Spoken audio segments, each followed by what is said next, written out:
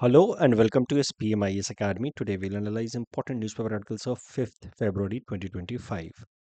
Please note you can download the PDF version of today's newspaper analysis by clicking the link given in the comment section. This is the list of the topics that we will be covering from today's newspaper. The first article is about issue of deportation of declared foreigners. This topic is important from our syllabus GS paper to Indian polity point of view. International relations के perspective से भी ये discussion important हो सकता है। देखते हैं current context. तो करंट टाइम्स में क्या हुआ है उसको समझने के लिए पहले हमें समझना होगा about the concept of foreign illegal immigrants of in our country India, और उनको फिर डिपोर्ट करने के लिए क्या प्रोसीजर बनाया गया है हमारे देश के अंदर। देखिए, कोई भी इंसान फॉरेनर है या इंडियन सिटीजन है, इसको लेकर के अगर डिस्प्यूट अराइज हो जाता है कि वो इंसान जेन्युइन तौर पे इंडिया का सिटीजन है या इलीगल तरीके से भारत में आकर के रह रहा है, foreigner who has enter into India in illegal manner, अगर इसको लेकर के कोई भी डिस्प्यूट अराइज होता है तो उस डिस्प्यूट को रिजॉल्व करने की रिस्पॉन्सिबिलिटी है ऑन फॉरेनर ट्रिब्यूनल्स। अब सिक्योरिटी एजेंसीज हैं, जैसे हमारे देश की बीएसएफ है या स्टेट की पुलिस है, ये बॉर्डर एरियाज को मॉनिटर करते रहते हैं। इनको किसी भी इंसान पे अगर शक होता है कि ये इंसान इलीगल तरीके से बॉर्डर क्रॉस करके भारत में आया है, क्योंकि इस तरीके के ज़्यादातर केसेस इंडिया बांग्लादेश बॉर्डर पे होते हैं, इसलिए BSF has to remain very proactive.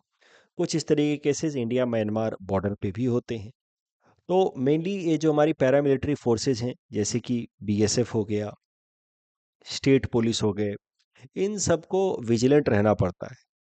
अगर उनको लगता है कि कोई भी एक पर्टिकुलर इंडिविजुअल इलीगल तरीके से भारत के अंदर इंटर हुआ है, तो फिर उसको डिटेन करके इन सिक्योरिटी एजेंसीज की जिम्मेदारी होती है कि उसको सामने रखे to the foreign tribunal, and foreigner tribunal will ultimately decide कि whether this individual suspected individual is Indian citizen और a foreign immigrant who has illegally entered into India. तो एक तो तरीका ये है कि सिक्योरिटी एजेंसीज किसी को भी पकड़ें, उसके ऊपर अगर उनको शक है तो, और उसको फिर फॉरेनर ट्रिब्यूनल के सामने रखें। आसाम के अंदर एक और भी केस है जहां पे सस्पेक्टेड फॉरेनर ट्रिब्यूनल्स को रखा गया है, वो जरा समझते हैं। असम के अंदर एक कॉन्सेप्ट है जिसका नाम है डी वोटर या डाउटफुल वोटर्स, पूरा आप कह सकते हैं। डी वोटर्स या डाउटफुल वोटर्स आर दोज जिनकी सिटीजनशिप डाउटफुल है as per the election commission of India. तो इलेक्शन कमीशन ऑफ इंडिया ने 1997 में एक कॉन्सेप्ट इंट्रोड्यूस किया गया था असम के लिए कि असम स्टेट का जब वोटर लिस्ट वो अपडेट कर रहे थे, तो उसमें उनको कुछ इंडिविजुअल्स के सिटीजनशिप को लेकर के डाउट हुआ।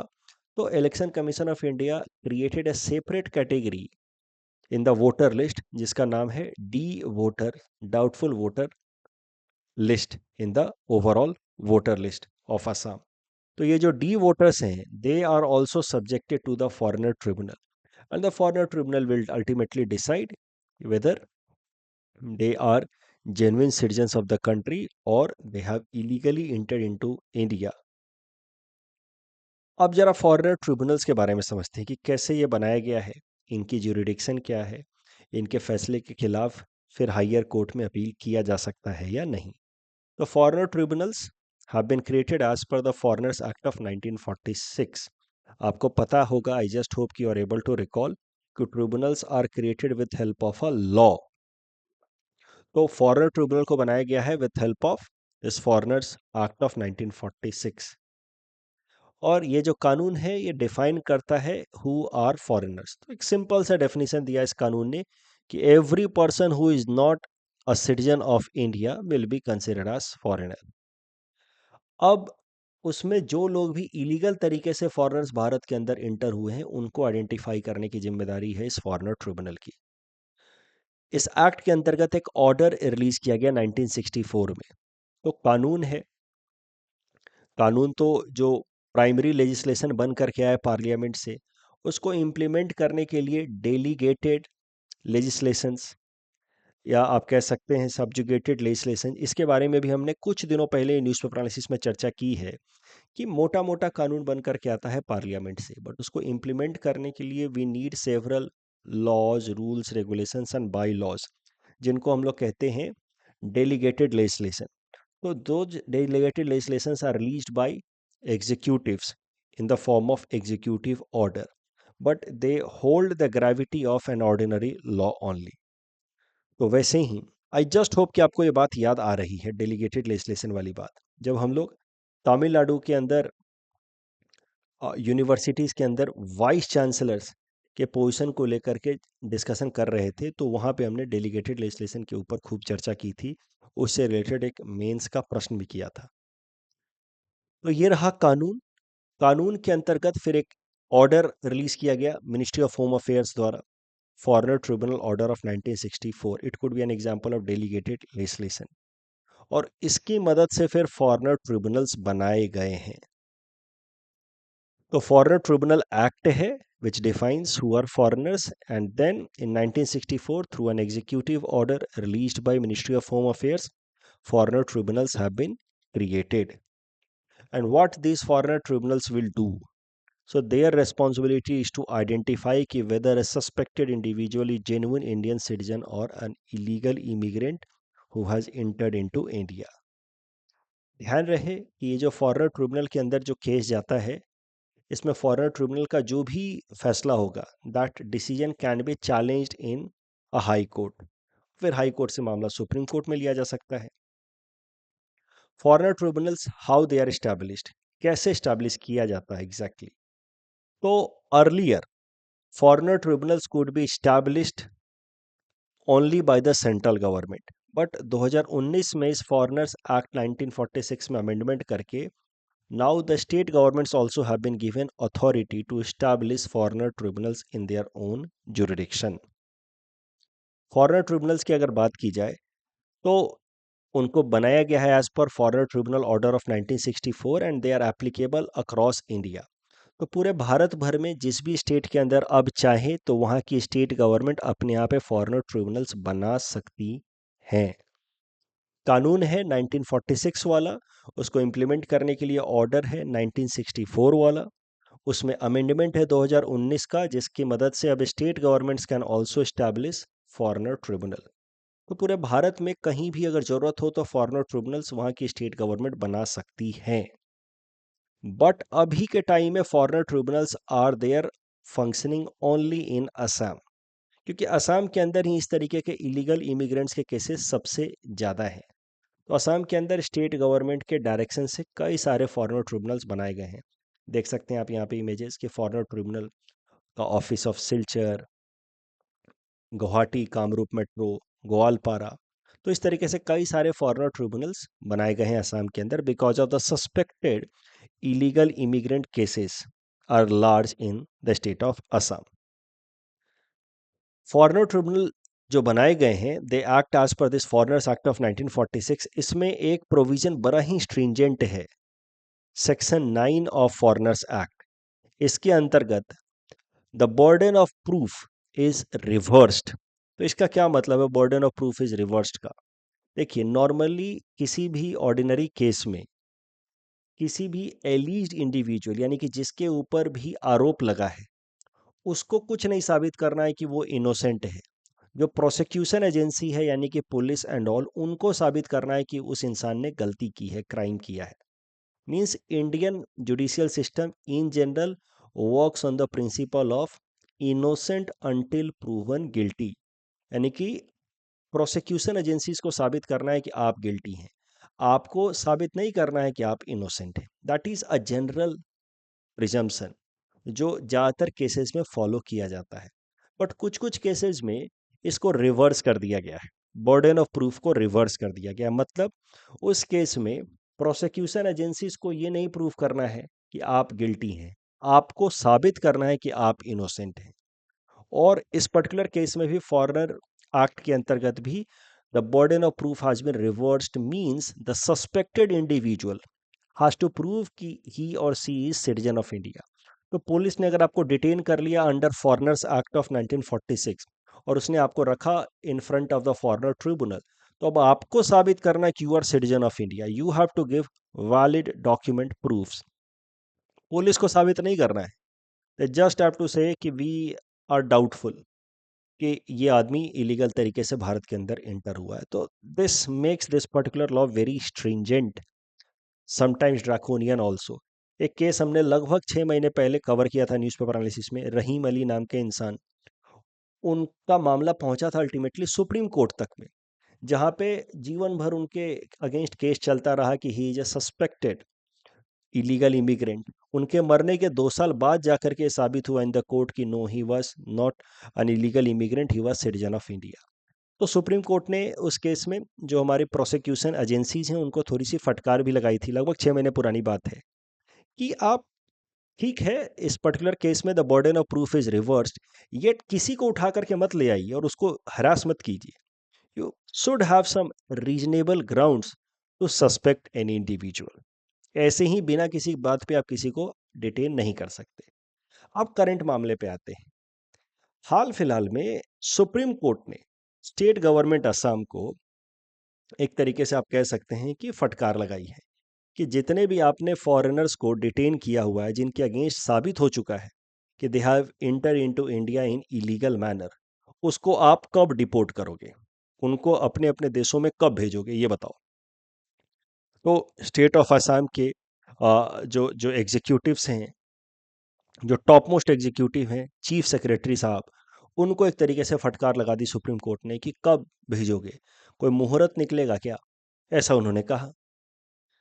तो असम के अंदर ज़्यादातर इस तरीके के जो डिटेन्ड इलीगल इमिग्रेंट्स हैं, उनको रखा गया है एक कैंप में जिसका नाम है मतिया ट्रांजिट कैंप। सुप्रीम कोर्ट ने कहा कि इन लोगों को क्यों एक जगह होल्ड करके रखा हुआ, आपने डिटेन करके रखा है, इनके लिए भी आर्टिकल 21 एप्लीकेबल है, यानी कि इनके पास भी right to life and personal liberty है, डोंट फॉरगेट दैट। तो ये एक नोट करने वाली बात है एग्जाम पर्सपेक्टिव से, ध्यान रहे article 21 of the Indian constitution which guarantees that no person shall be deprived of their life or personal liberty except according to procedure established by law। मतलब इंसान को इन जनरल लाइफ और liberty की पूरी आज़ादी है, अधिकार है, वो उनका फंडामेंटल राइट है। एंड सुप्रीम कोर्ट ने याद दिलाया सरकार को कि this right is available to the citizens of India, no doubt, but it is at the same time available to non-citizens also, like refugees and asylum seekers। तो these people are asylum seekers, ये हमारे देश में asylum मांग रहे हैं। अब अगर हमने उनको asylum देने से मना कर दिया, इट्स ओके।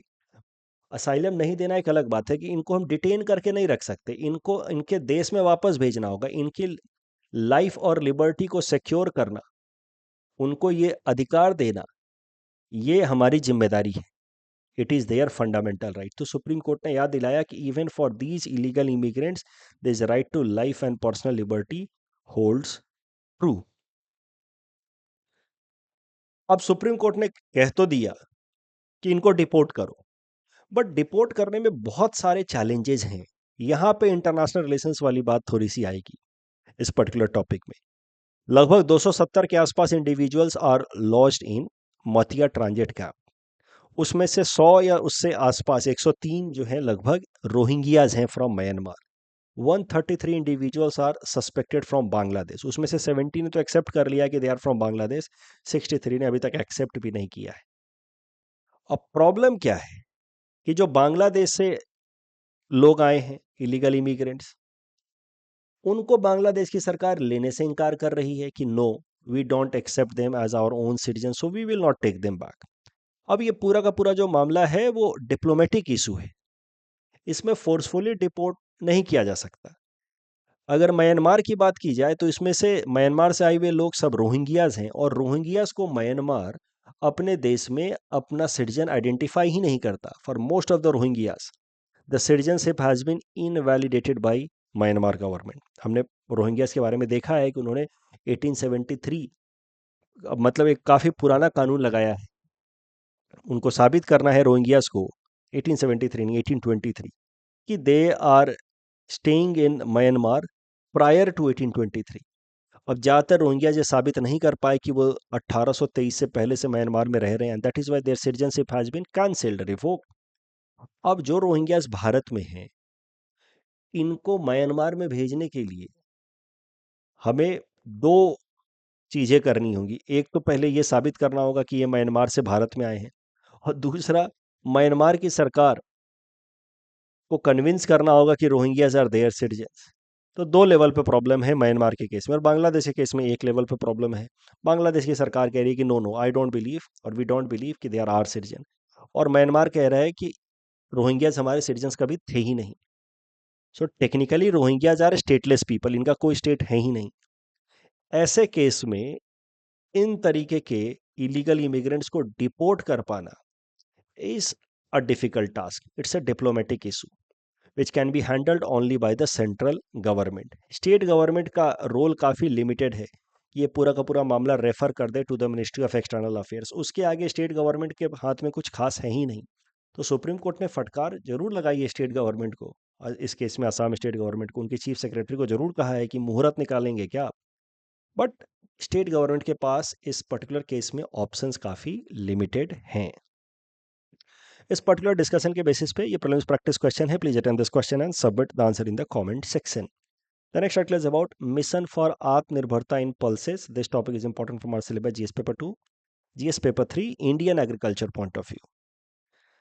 देखिए, पल्सेस की अगर बात की जाए तो भारत दुनिया का सबसे बड़ा पल्सेस का प्रोड्यूसर है। पल्सेस का दुनिया का सबसे बड़ा भारत कंज्यूमर भी है। इस कारण से भारत दुनिया का सबसे बड़ा इंपोर्टर भी बन जाता है पल्सेस का। ठीक है, तीनों चीज़ों में हम नंबर वन है।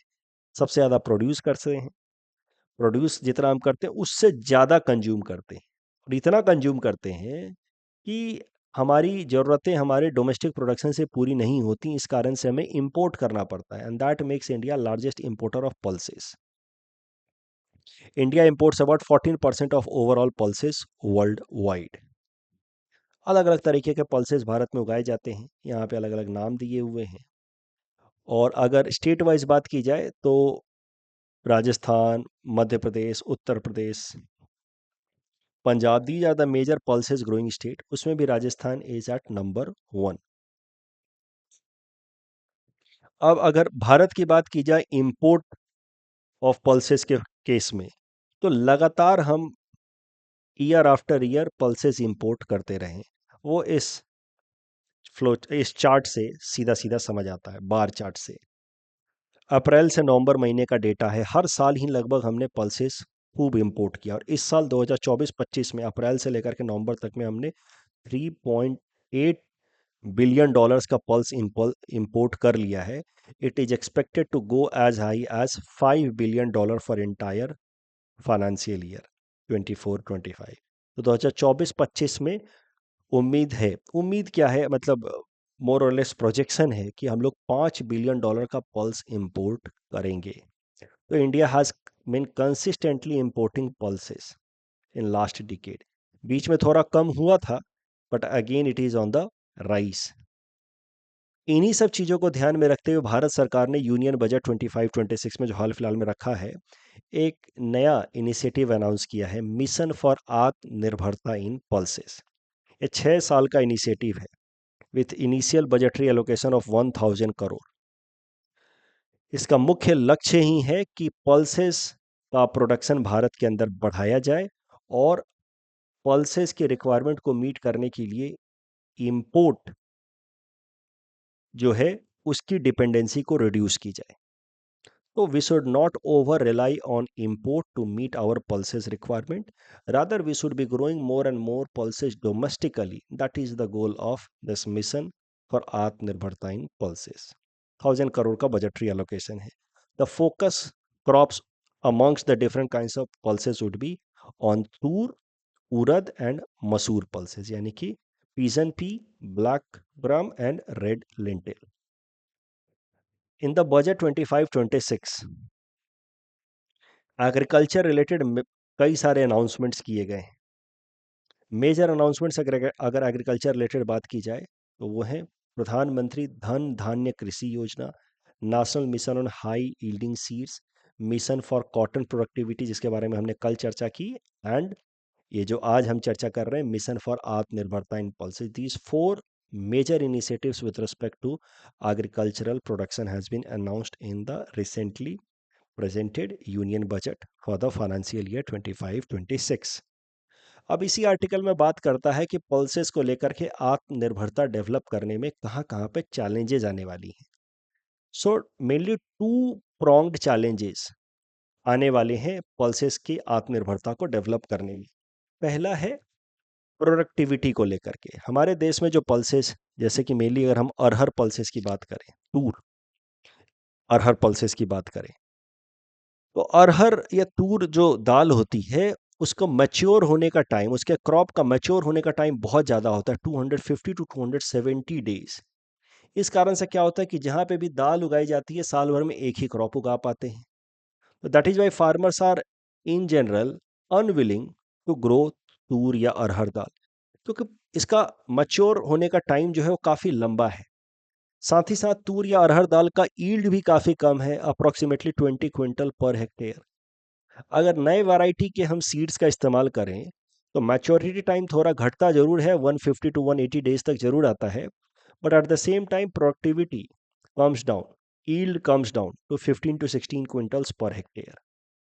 तो ये एक प्रॉब्लम है मेनली तूर या अरहर दाल, जो मेजर दाल है, उसको लेकर के। सो ये आत्मनिर्भरता इन पल्सेस प्रोग्राम में चैलेंज हम फेस करने वाले हैं। दूसरा, पॉलिसी एम्बिग्विटी, मतलब पॉलिसी जो भारत सरकार की है पल्सेस को लेकर के, वो स्ट्रीमलाइंड नहीं है। जैसे पल्सेस को लेकर के एमएसपी काफ़ी कम है। यहाँ पे मेनली अगर बात की जाए, अगर हम शुगर केन से कंपेयर करें पल्सेस को, तो भारत सरकार चाहती है कि ये जो हमारा वेस्टर्न इंडिया वाला हिस्सा है, भारत का वेस्टर्न इंडिया, महाराष्ट्र, गुजरात वाला हिस्सा जो है, राजस्थान वाला हिस्सा, वहाँ पे शुगर केन के बजाय, मेनली महाराष्ट्र के अंदर बात की जाए तो शुगर केन के बजाय फार्मर ज़्यादा ज़्यादा पल्सेस ग्रो करे, क्योंकि sugar cane is water guzzling crop, उसको बहुत ज़्यादा वाटर चाहिए होता है, और उस कारण से ground level of water is depleting if we talk of the state of Maharashtra. और वहाँ पे year after year we are facing the problem of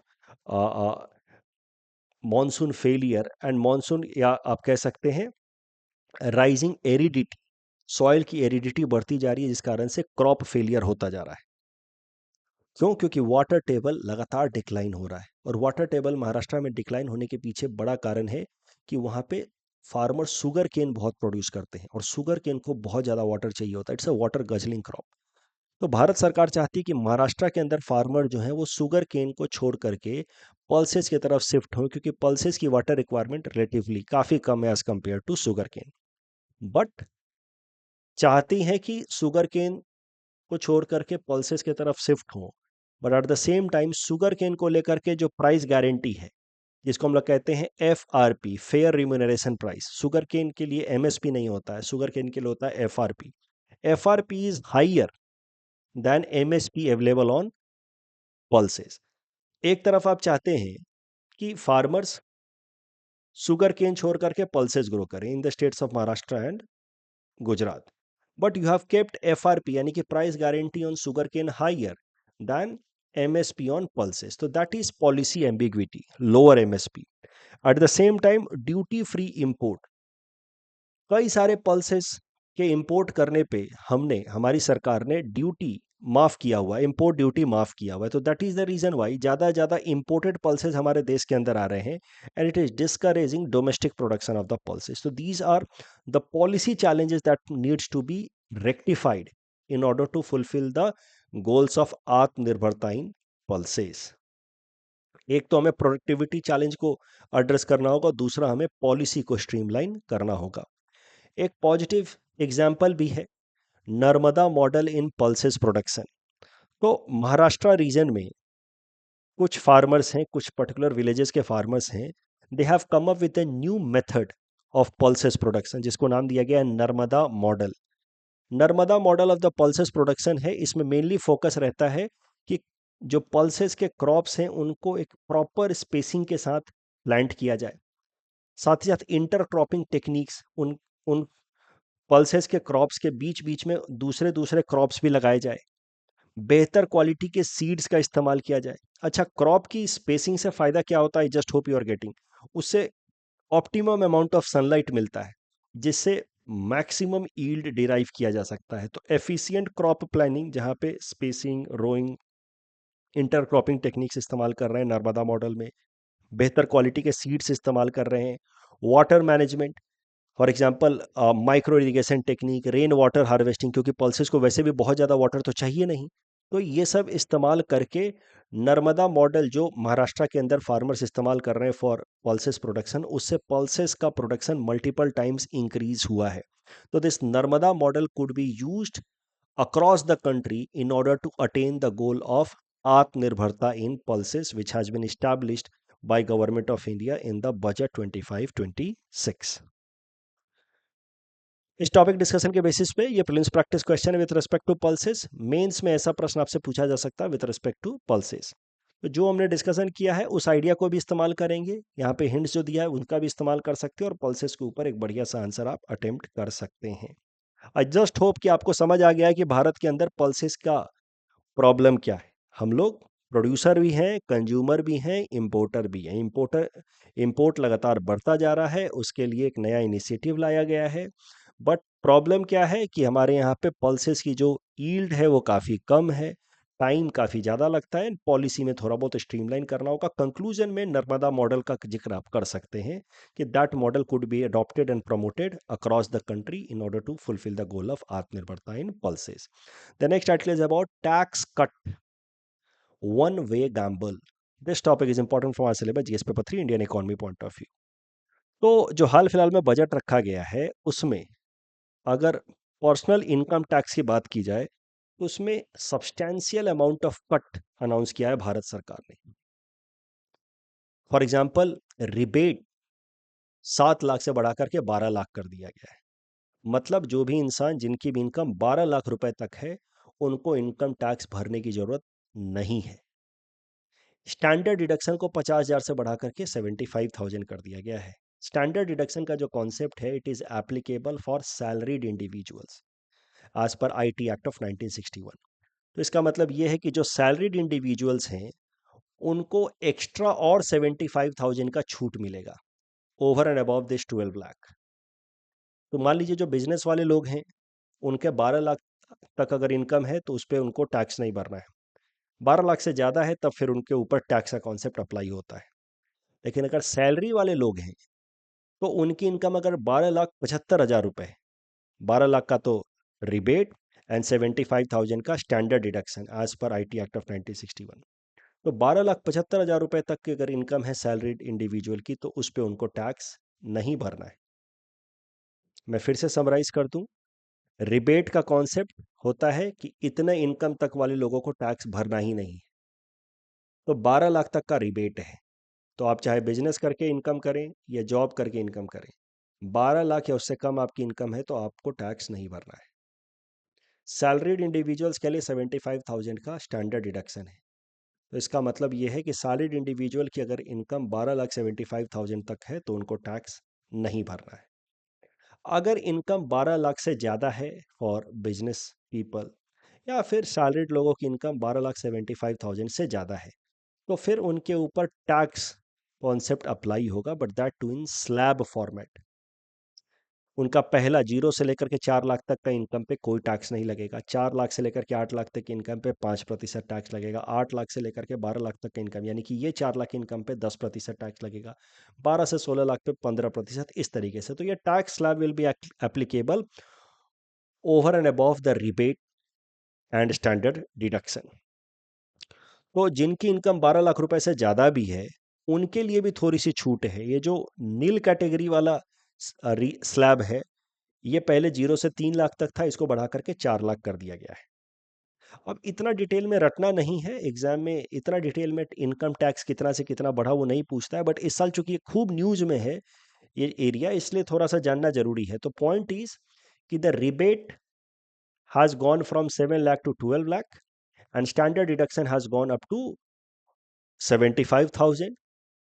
even there has been exemption जिनकी इनकम 12 लाख से ज़्यादा है, for others earning more than 12 lakh exemption limit has increase from 3 lakh to 4 lakh. तो ये नील वाला लिमिट 0 से 4 लाख, पहले 0 से 3 लाख था, अब 4 लाख हो गया।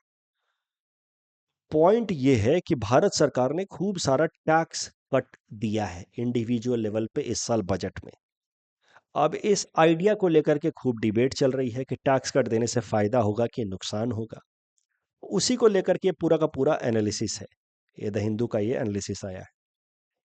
इस आइडिया के जो फेवर में लोग हैं, भारत सरकार के इस अप्रोच के जो फेवर में लोग हैं, उनका कहना है कि जब टैक्स कट दिया है भारत सरकार ने, तो इसके कारण लोगों के हाथ में ज़्यादा ज़्यादा पैसा बचेगा। So this tax cut will allow more money in the hands of people, and when people will have more money they will increase demand, and with increase demand there will be increase in economic activity. मतलब जो virtuous cycle है economy का, it will start moving in a very healthy manner. Overall क्या होगा जब economic activity बढ़ेगी? तो ठीक है, ओवरऑल टैक्स रेट घटाया है भारत सरकार ने, बट ज़्यादा ज़्यादा लोग बिजनेस एक्टिविटीज़ करेंगे, ज़्यादा ज़्यादा लोगों को एम्प्लॉयमेंट अपॉर्चुनिटीज़ मिलेंगी, लोग ज़्यादा ज़्यादा चीज़ें खरीदेंगे, तो इनडायरेक्ट टैक्सेस से कमाई होगी जीएसटी वगैरह के फॉर्मेट में। ज़्यादा ज़्यादा लोगों को एम्प्लॉयमेंट अपॉर्चुनिटीज़ मिलेगी, तो लोग ज़्यादा इनकम क्रिएट करेंगे, तो ओवरऑल रेवेन्यू बढ़ेगा। तो tax rate has been reduced, but government of India is expecting कि overall tax revenue will increase. तो इसी कॉन्टेक्स्ट में एक कर्व है इकोनॉमिक्स के अंदर जिसका नाम है लाफर कर्व, आपको समझना चाहिए। लाफर कर्व कहता है कि अगर 0% टैक्स रखा जाए तो ऑफकोर्स टैक्स रेवेन्यू जीरो होगा। अगर 100% टैक्स रेट कर दिया जाए तो भी टैक्स रेवेन्यू जीरो होगा। क्यों? क्योंकि अगर आप 100% टैक्स रेट कर दोगे डायरेक्ट टैक्स में, तो no one will work.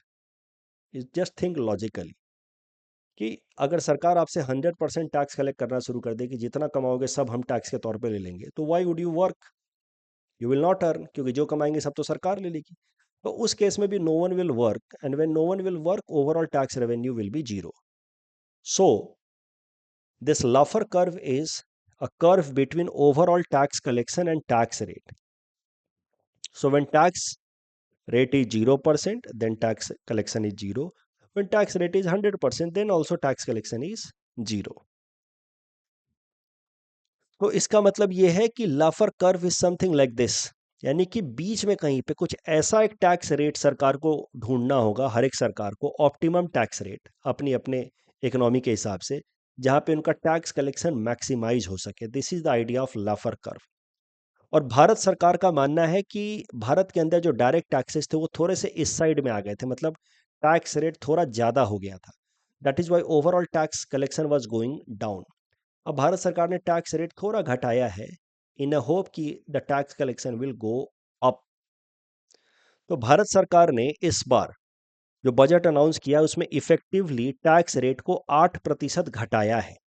Tax rate को 8% घटाया है, but the government is expecting कि direct tax collection will go up by 14%। इसका मतलब कहीं ना कहीं भारत सरकार का मानना है कि लाफर कर में इंडिया के अंदर हम लोग इस जोन में आ चुके थे, और अब टैक्स रेट घटाने से हमारा टैक्स कलेक्शन बढ़ेगा, और टैक्स कलेक्शन बढ़ेगा तो भारत सरकार का फिस्कल डेफिसिट भी कम होगा। ये सब कुछ उम्मीद कर रही है भारत सरकार with its tax cut strategy. But critics क्या कह रहे हैं कि अगर टैक्स कलेक्शन नहीं बढ़ा, आपके टैक्स रेट घटाने से अगर टैक्स कलेक्शन नहीं बढ़ा, तो सोचिए कितनी समस्याएं हो जाएंगी। फिस्कल डेफिसिट तो बढ़ेगा ही बढ़ेगा। साथ ही साथ सरकार ने क्या किया है कि इस उम्मीद में कि the entire virtuous cycle will set into the healthier side, it will start moving in steady manner.